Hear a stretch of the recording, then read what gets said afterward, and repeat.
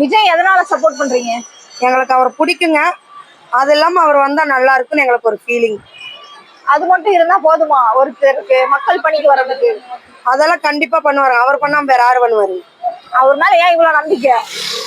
நம்பிக்கைன்னு அது நம்பிக்கைதாங்க. அதுக்கு என்ன நம்பிக்கைன்னு கேட்டா அதுக்கு என்ன பதில் சொல்றதுங்க? உங்க அப்பாவை நீங்க நம்புறீங்களா? அது மாதிரிதாங்க. அதுதான் உங்க அப்பாவை மதிக்கிற அளவுக்கு நீங்க அவர் நம்புறீங்க இல்லையா? அதுக்கு என்ன காரணம்? இப்ப இருக்கிறவங்க ஆட்சிக்கு விட இப்ப நம்ம விஜய் வந்தா நல்லா இருக்கும்னு தோணுதுங்க. ஒரு மாற்றம் வரும்னு நினைக்கிறீங்களா?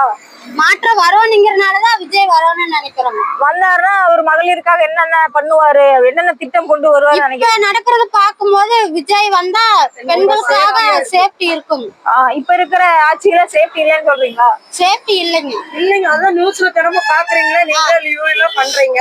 சரி, இப்ப அரசியலுக்கு இவர் வந்ததுக்கு அப்புறம் என்னென்ன நல்லது பண்ணிருக்காரு, என்ன மாதிரி விழிப்புணர்வு கொடுத்திருக்காரு மக்களுக்கு? எங்களுக்கு நம்பிக்கை கொடுத்திருக்காருங்க. அந்த நம்பிக்கையை எங்களை காப்பாத்துவாருன்னு நாங்க நினைக்கிறோம். இதுக்கு முன்னாடி வந்தவங்களும் அதே மாதிரிதாங்க சொல்லிட்டு இருந்தாங்க. அவங்க சொன்னாங்க, ஆனா செய்யலிங்க. இவர் செய்வாரு, நாங்க அடிச்சு சொல்றோம். கொள்கை தலைவர்களா ஒரு 6 பேரை வச்சிருக்காரு இல்லையா? அவங்கள பத்தி உங்களுக்கு ஏதாவது தெரியுமா? அவங்கள பத்தி தெரியாது. விஜய் சொன்னதை பத்தி சொல்றேங்க, அவ்வளவுதாங்க. அப்ப ஏன் நீங்க அதை பத்தி ஏன் தெரிஞ்சுக்க முயற்சியே பண்ணல?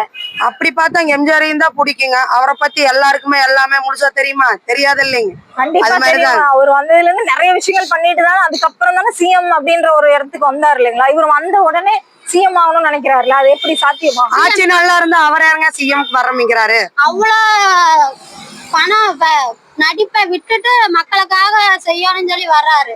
அவருக்கு வரவேற்பு தரணும் இல்லைங்க. அது ஒண்ணு மட்டுமே போதுமா மக்கள் பணிக்கு? இப்ப முன்னாடி வந்தவங்க